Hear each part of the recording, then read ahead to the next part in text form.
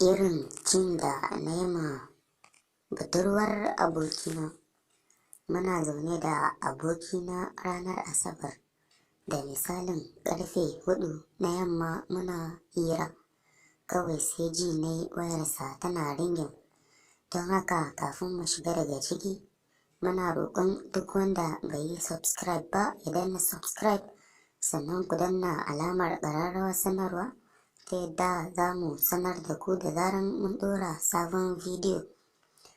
Ɗaya daga cikin abokaina, ashe budurwarsa ce, ya ce mata ta zo ta same mu a inda muke.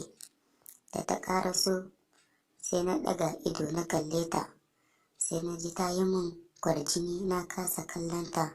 Na sunkuyar da kaina, buɗar bakinta sai ta gaishe ni, ni kam na amsa. Sai ta samu waje ta zauna, ni kam sai mazurai nake, ina ta satan kallonta da gefen ido kamar ɓarawo. Abokin nawa ya fara da cewa bari ya gabatar muna da juna. Ya ce min ita ce sweetin shi wacce yake ji da ita duk duniya, sunanta Fadilat. Wannan karin sai na cire tsoro na kalle ta tsaf. Idan kun ganta, sai dai bari ba zan yi kwatancinta ba. Sai a cikin complete ɗin labarin na ce mata sannan ki matar abokinmu. Ya juyo ya ce mata wannan kuma shine babban abokina Halifa, ko ki ce masa Nectar Boy. Kawai sai na ga tana min wani kallo. Buɗar bakinta ta ce min dama kai ne Nectar, da na daɗe ina jin labarinka.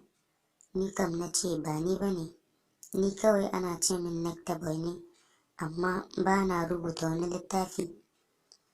Can da muka zauna muka fara fira, sai na fara jin gabana na tashi a wando. Na danne ta da cinyoyina, sai na fara tunanin ya za a yi na ci amanar abokina na ci Fadilat. Nan da nan sai na ji ina kallonta, sai na ce wa abokina don Allah ya bani dama, ina so na yi wa budurwarsa tambayoyi. Ya ce min bismillah. Na juyo na kalle ta na ce mata a cikin kashi 100 kashi nawa kike son abokina? Ta ce kashi 100. Na ji wani baƙin ciki. Na ce mata yana miki duk wani abu da ya kamata saurayi yawa budurwarsa. Ta ce sosai ma. Na ce mata ya san ban yarda ba, da yake na san abokin nawa ustaz ne.